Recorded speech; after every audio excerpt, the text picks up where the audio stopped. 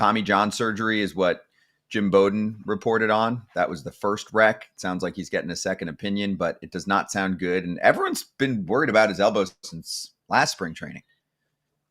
I read the Will Carroll put out a little article talking about what he originally went down, and we're looking at Jim Bowden's tweet here. According to source, Gerrit Cole has been recommended to have Tommy John surgery, but they will now wait for a second opinion to confirm the diagnosis. Last year, when he went down in spring training, it was a nerve issue, and it sounded like it was very similar, but this time the initial first opinion came back and said now there's some type of damage to the UCL. We don't know what that is. When you're recommended Tommy John surgery, it is the last thing that you want to hear if you're a Yankees fan, if you're a player. But last year, I think he went to Neil Eltrage, and that's who I think he's going to again. But we don't know. I mean, obviously speculation is just that, speculation, but this would be devastating for a Yankees team, any team that loses their ace.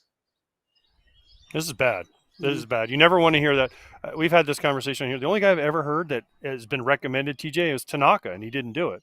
And he pitched for years after that. Almost every guy, even then when they try to rehab, and for me, looking at it from the outside, again, I don't know anything. I'm not a doctor, but just get it done. Yeah. Because it's good. What are you going to waste 3 months, and then you lose more time on the back end? More of a season, yeah. But this is even further than that. If you look at the fact, guys, that Luis Gil's already out, and then you lose Gerrit Cole potentially for the season, then maybe next, part of the next season as well, depending upon when he decides to do the Tommy John surgery. We were talking about this earlier, joking that the Dodgers have, 10 aces on their starting rotation, and you look at the Yankees and they just don't have that same type of depth. I mean, this is bigger than just losing Gerrit Cole. Yes, well, Fried, thank God they have Fried, Rodon, and they kept some guy named Stroman. Now, how big is that remember when he said I wasn't a reliever and everyone was up in arms?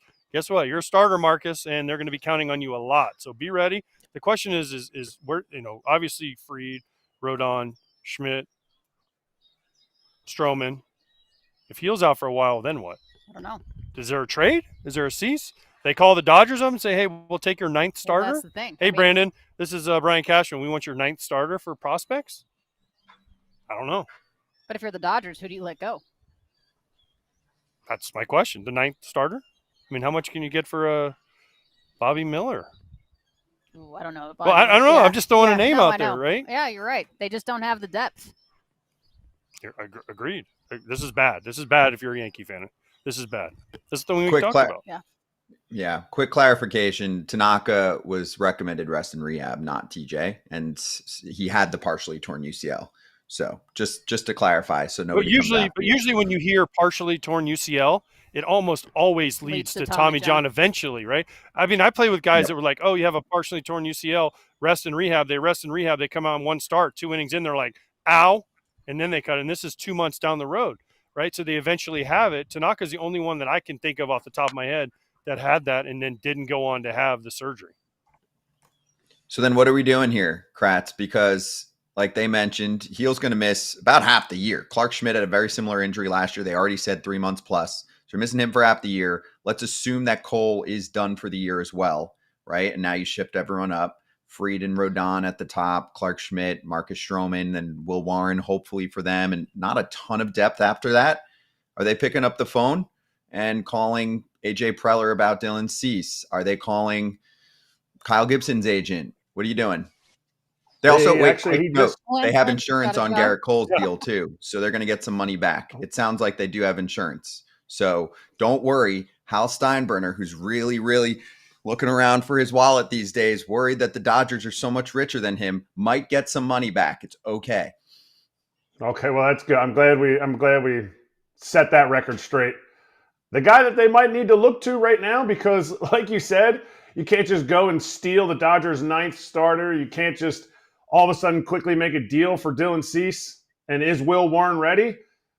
We watched it this weekend. The guy who made the start for the Yankees against the Cardinals. Is this Cookie's chance? Is Carlos Carrasco going to get an opportunity to eat some innings? Do they have to try to figure out how to build him up and hope, last year they can make adjustments on last year? That's why you bring veterans into spring training.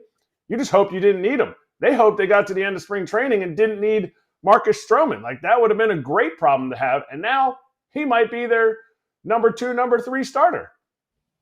But how did the Yankees get into this position, you guys? I mean, you look at the fact that they obviously have money. I know Hal Steinbrenner doesn't want to spend like his dad did, but you're the New York Yankees. You're in the World Series last year. You're runner-up in the World Series. You obviously have money.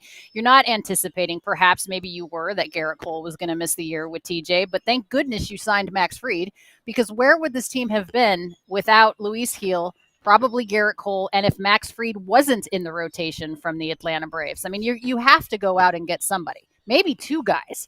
Do they have the prospect capital to do that, though? Will they give up Spencer Jones to go get a big name guy? Would Cashman do that? Do you want to win now? I mean, they're in win now mode, aren't they? This isn't like a team that wants to rebuild. You want to win now, so you have to go out and get a guy. Yeah, I agree. And think about your prospects later. What about Fetty? What about Fetty from St. Louis? He's an innings eater. He throws strikes. He takes the ball every 5th day.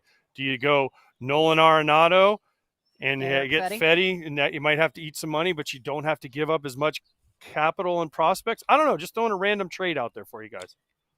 What about our Pinstripe Territory host, Derek Lewandowski, said Jordan Montgomery return? Yeah.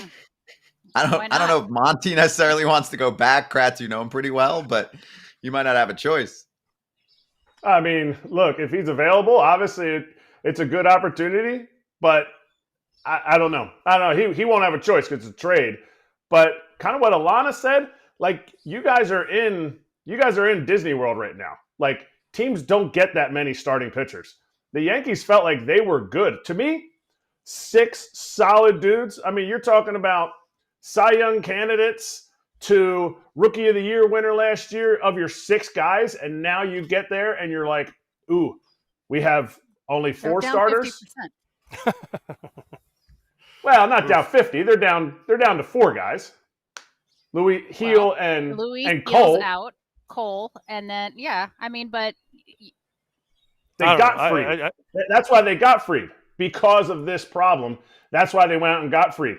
Now, if you're talking about what ifs, had they signed Soto, they probably wouldn't have gotten Fried.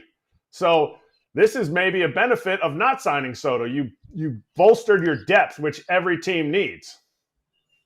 They bolstered their depth, though, on the position player side, obviously getting Bellinger and Goldie, and I guess Devin Williams, too. Devin Williams is going to help, in the bullpen. But they need pitching. And I'm just surprised that it got to this point where, you know, you're the New York. You can't go into a season thinking, all right, we're healthy with 5 guys. You know somebody's going to drop. They also traded Nestor for Devin Williams. So that was a starter that they Nestor traded himself by throwing that cookie to Freeman.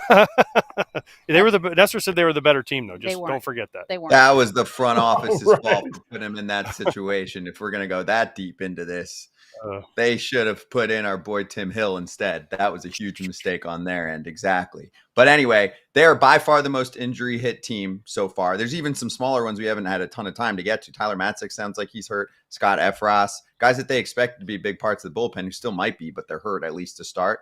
Real quick here, just because we won't have time later. We know Giancarlo Stanton. I mean, he still could miss the entire right? He's messed up. He keeps getting PRP injections for his tennis elbow. The one thing, just for the player perspective here real quick, AJ, have you heard of this? Stanton basically said that he was using a different bat, and that's why he had the double tennis elbow last season. He said bat adjustments, and that's why he's not sure when he's going to be able to play again. As someone that used their same bat the whole career, I never had that problem. I never heard of this problem. I switched my bat for about a month. I went to Paul Konerko's fat handle bat. And my bat, I used a real skinny handle, so it would break when I got jammed. Paul Konerko's didn't break, and he always had thumb problems. So my thumb started hurting, and I went back to my old bat. It went away. So I told Paul, I'm like, maybe it's your bat. He was too stubborn. Instead, he wanted to get a shot all the time in his thumb. But by the way, this is the same guy, AJ. When we walked into the clubhouse today, we were talking to Max Muncy, you guys, and AJ was like, "I've never had back problems. I've never had knee problems. He's the outlier. Nothing ever hurts with AJ Pierzynski." Do you think Giancarlo Stanton ends his career on the IL? God, I mean, it sucks. This sucks. I don't know. Gosh, I hope he comes back, but oh man, this hurts their lineup. I mean, obviously Cole going out. Soto's gone too. But Soto gone, no Stanton. I mean, we talked about this when we were in Yankees camp. Who the heck hits behind Judge? If I'm on the other team, I'm like, oh, Judge is up. And I mean, Austin Wells, cool, but Bellinger, cool. I'll take my chances 100 out of 100 times against those guys. Completely agree.